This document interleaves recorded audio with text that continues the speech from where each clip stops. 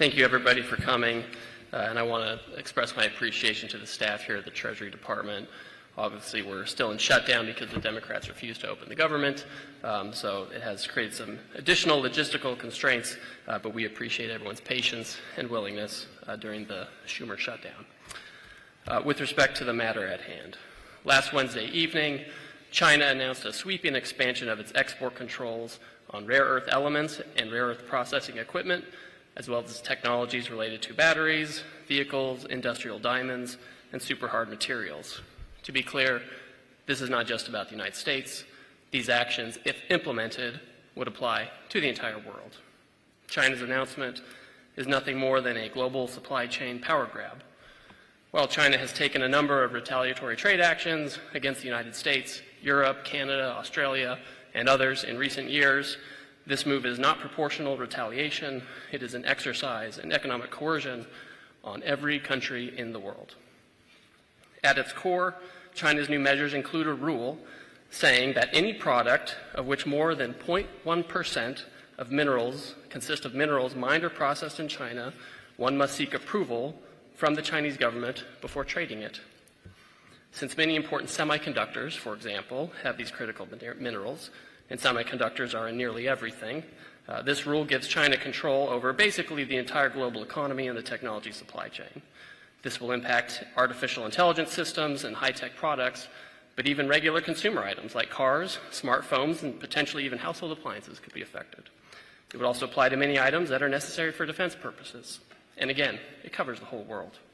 For example, if a smartphone is made in Korea and sold to Australia, then the company would first need to get China's approval, since the phone contains semiconductors which may contain rare earths sourced from China. Or if a car is built in America and sold in Mexico, you would need to seek approval from China before making the sale because of the chips in the car. Obviously, neither we nor our allies are going to go along with that kind of system. Many are suggesting that China's action is simply posturing for leverage in negotiations with the United States. While that may be one element of China's approach, it's obvious that these controls are part of a broader plan by China to control the world's supply chains. And these controls are wildly out of proportion to any targeted actions by the United States or its allies over the past few months. Others have suggested that the United States has violated a non-existent agreement with the Chinese regarding export controls or the implementation of measures. This is a false narrative deployed to justify these broad and unacceptable Chinese actions. There is, in fact, a published agreement between the United States and China from earlier this year that the U.S. and China would suspend tariffs of over 100% on each other. China further agreed to effectively suspend elements of its rare earths export control regime by expeditiously approving licenses for U.S. companies seeking rare earths. Both countries agreed to this pause on tariffs and rare earth measures for 90 days while we pursued further negotiations, which have gone on quite successfully for the past 6 months. And there is a published agreement about this on official U.S. government and Chinese websites. This is the Geneva Agreement. It's not a secret. It's out there. It's published. We keep our tariffs low. They keep the rare earths flowing. We have not imposed our reciprocal tariffs on the Chinese since that time, but now the Chinese have expanded their rare earth controls. We have complied. They have not. And so in this context, this is how China has announced its new and extremely expansive controls on rare earth materials just last week. It's a clear repudiation of everything we've been working toward for the last 6 months, which was a stable tariff situation and a continued flow of rare earths. The short story is that we've had compliance, and the Chinese have escalated, and they've taken this opportunity to make a pretextual claim of noncompliance or other measures to justify this. But the United States won't stand for it. We're in close communication with our allies who have expressed similar views and who are similarly affected. The President has signaled some of the actions we are taking or may take if the Chinese implement this system of controls on the world. Mr. Secretary. Good. Thank you, Ambassador Greer. And again, thank you all for being here at Treasury today in the midst of this shutdown. We call on the moderate Democrats in the Senate to be heroes. Be heroes. Break away from the hive of radicalism and do something for the American people, because we are starting to cut into muscle here. We believe that the shutdown may start costing the U.S. economy up to $15 billion a day, and this is a decision the Democrats are making. And one of the reasons that they are not being held to task is because the mainstream media is not coming at them the way they would have if the Republicans were willing to keep the government closed. It is a very simple decision. Mike Johnson passed a clean CR. Leader Thune has the clean CR. 3 Democrats have voted for it, and right here, right now, I am calling for the moderate Democrats to be heroes, and reopen the government for the American people. So with that, I want to say thank you. Good morning to all of you. It's a shame we can't have more people here, but I believe that the Democrats will come to their senses soon. Maybe it's after this no kings thing, but no kings equal no paychecks. Before we start on Q&A, I'd like to make a few points on China. As the President said, we want to help China, not hurt it.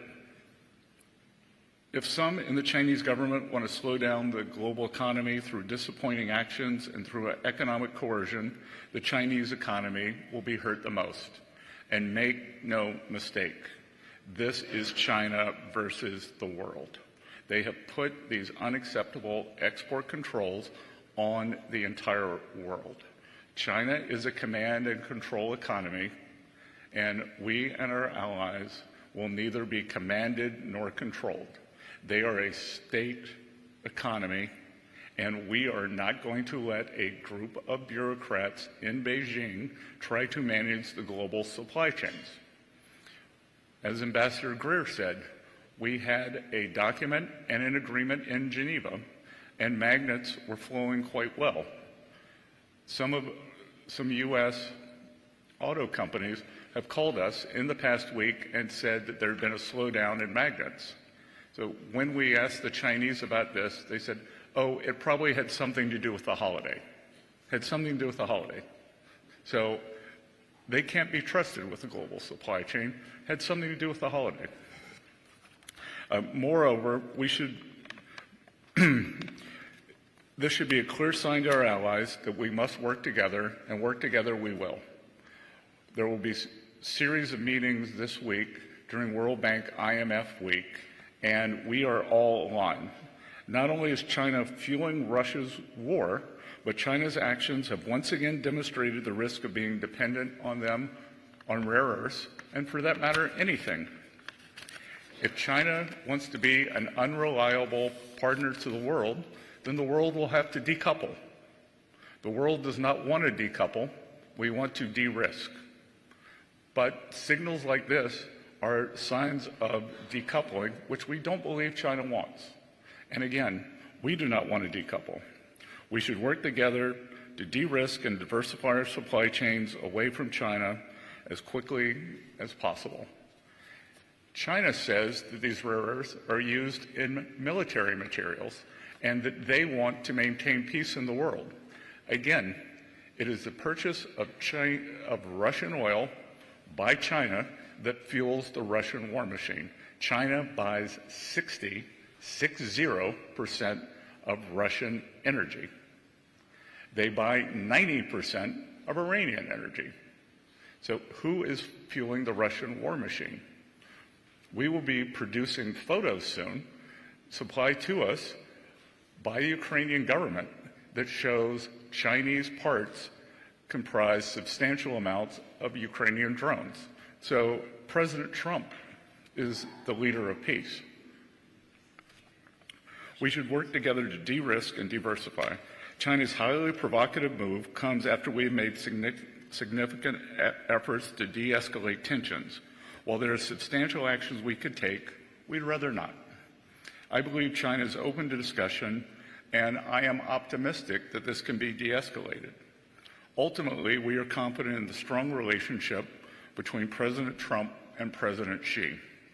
We've had substantial communication with the Chinese over the past few days, and we believe that there will be more forthcoming this week. With that, we can now take your questions. Elliot.